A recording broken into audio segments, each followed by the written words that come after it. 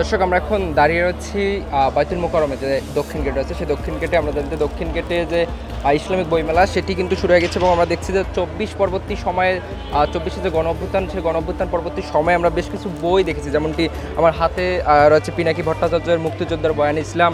এছাড়াও যদি আমরা একটু দেখাতে চাই যে আমরা দেখছি যে অন্য যে মেজর ডালিমের কিছু কথা কিছু ব্যথা, এছাড়াও আমি মেজর ডালিম বলছি সহ যে আমার ফাঁসি চাই এবং ঠিক 36 দিনের যে আন্দোলন নতুন বাংলাদেশের প্রাচীন ও বর্তমানে এই বিষয়ের যে বইগুলো রয়েছে, বিশেষ করে জুলাই গণঅভ্যুত্থানের যে দিনলিপি যে বইগুলো রয়েছে আমরা কিন্তু দেখেছি। এবং যেমনটি দেখেছি যে ইসলামী যে বইমেলা চলছে সেটিতে যারা বিক্রেতারা রয়েছে তারা যেমনটি বলছেন যে বিগত সময়গুলোতে এই বইগুলো বিশেষ করে আমি মেজর ডালিম বলছি সহ পিনাকি ভট্টাচার্যের যে দুটি বই রয়েছে এই বই দুটির যে তার ব্যবসা বিক্রি সেটি কিন্তু তারা করতে পারেনি। এবং 24 পরবর্তী সময়ে কিন্তু আমরা তাদের সাথে কথা বলে যেমনটি জানতে পেরেছি যে যে বইগুলো রয়েছে বিশেষ করে পিনাকি ভট্টাচার্যের আরেকটি বই যদি আপনারা দেখাতে চাই যে স্বাধীনতার উত্তর বাংলাদেশ সহ বেশ কয়েকটি বই কিন্তু এখানে রয়েছে।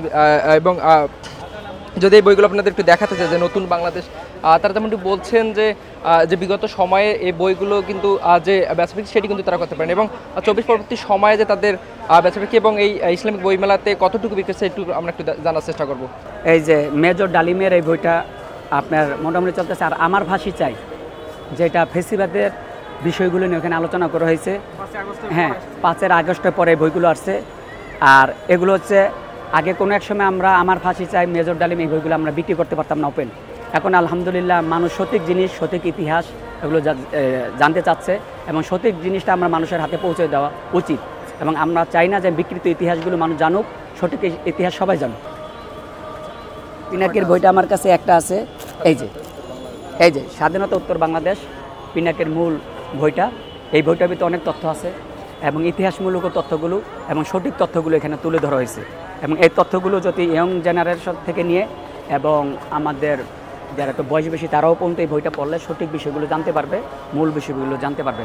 বিকৃত কোনো ইতিহাস এখানে নেই। মানুষ বেশি আগ্রহ নেই, কিন্তু এর ভিতরে একটা আছে আয়নাঘর।